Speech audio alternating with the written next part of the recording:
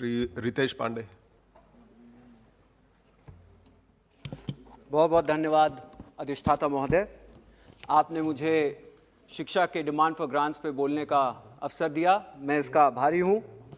और साथ ही साथ बहुजन समाज पार्टी और बहन कुमारी मायावती जी के विचारों को आपने यहाँ पे साझा करने का मुझे अवसर दिया, इसके लिए भी मैं आपका आभारी हूँ। मान्यवर, भारत में जन्म लेने से पहले एक बहुत ही बड़ा जुआ खेला जाता है। यदि आप पुरुष हैं, उच्च जाति के हैं और एक धनी परिवार में आप जन्म लेते हैं तो आप दुनिया की सबसे बड़ी लॉटरी जीत करके भारतवर्ष में पैदा होते हैं। भारत में शैक्षिक असमानता जन्म से ही स्थापित हो जाती है। जातिगत, भौगोलिक और लैंगिक स्तर पर यह देखने को मिल जाता है।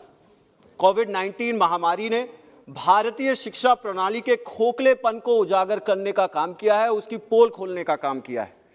खास तौर से सरकार के महिला शिक्षा अभियान में जो खामियां हैं उसको कोविड-19 ने पूरी तरह से हमारे सामने ला करके दिखा दिया है।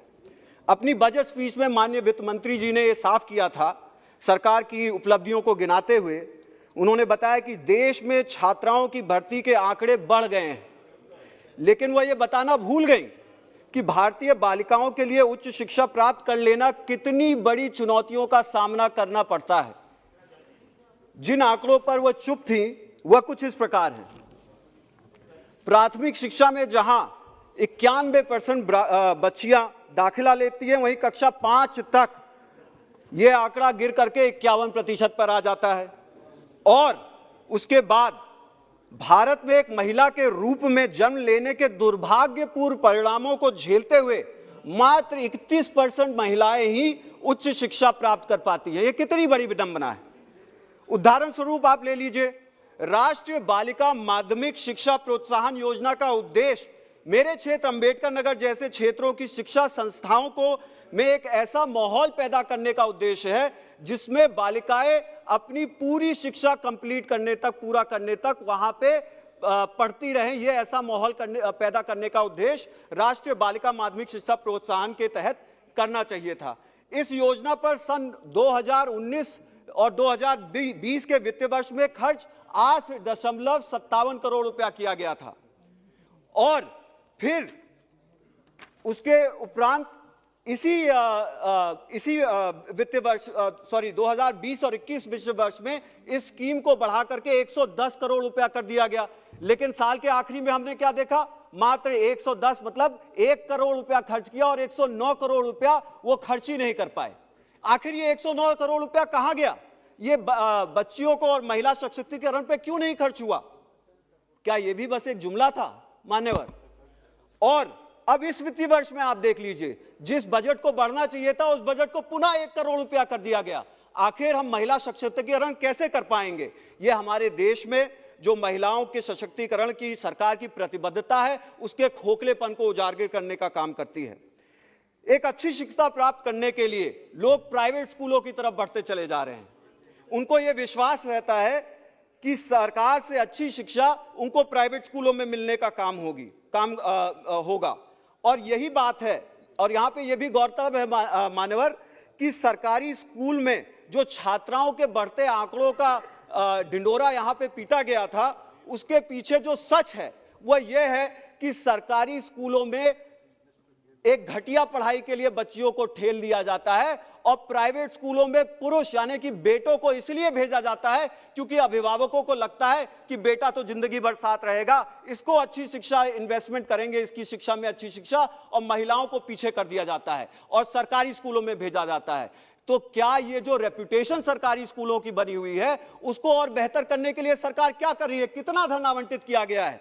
मैं वही कह रहा हूं यहां पे कि महिला सशक्तिकरण को लेकर के धन को घटाने का काम किया गया है और ये सरकार के महिलाओं के प्रति जो प्रतिबद्धता है, जिसका ढिंडोरा पीटा जाता है, उसके खोखलेपन को उजागर करने का काम करता है।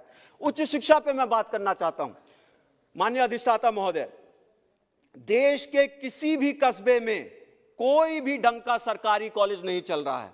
आप मेरे क्षेत्र अंबेडकर नगर में आकर के देख लीजिए, किसी भी कॉलेज में आप जाएंगे तो आपको वहां पे 30 से 40% शिक्षक ही उपलब्ध मिलेंगे। वहां पे पदों की रिक्तियां अभी भी खाली पड़ी हुई हैं, उनके ऊपर किसी को उन रिक्त पदों को भरा नहीं जा रहा है। इसके पीछे सबसे ज्यादा नुकसान वहां के नौजवानों को उठाना पड़ता है। मान्यवर, यदि हमारे देश में स्कूल और कॉलेजों में बढ़ते छात्रों की तादाद को देखते हुए उचित संख्या टीचरों की अगर हमें बढ़ानी होगी, तो मैं आपको बताना चाहता हूं कि अगले 3 साल तक प्रति वर्ष 8 लाख टीचरों की भर्ती होनी चाहिए, 8 लाख टीचरों की।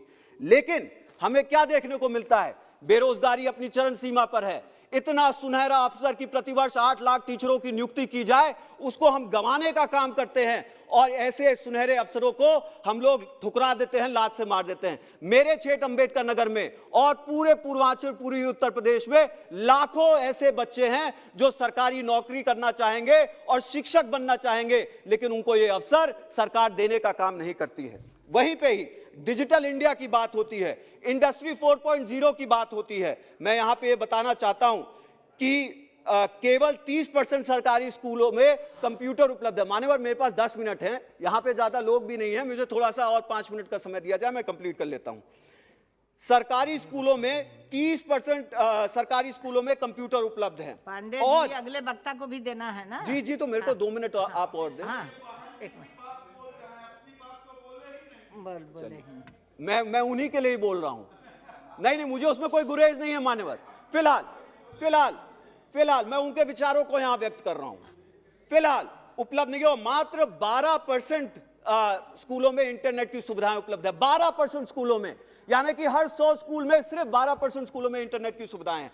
मैं अपनी बात को खत्म करने से पहले यहां पे 2-4 और चीजें बताना चाहता हूं कि इस वातावरण में सरकार एनईपी, न्यू एजुकेशन पॉलिसी लेकर के आई है। इसके उत्कृष्ट उद्देश्य है, मैं माननीय मंत्री जी को बधाई देना चाहता हूं।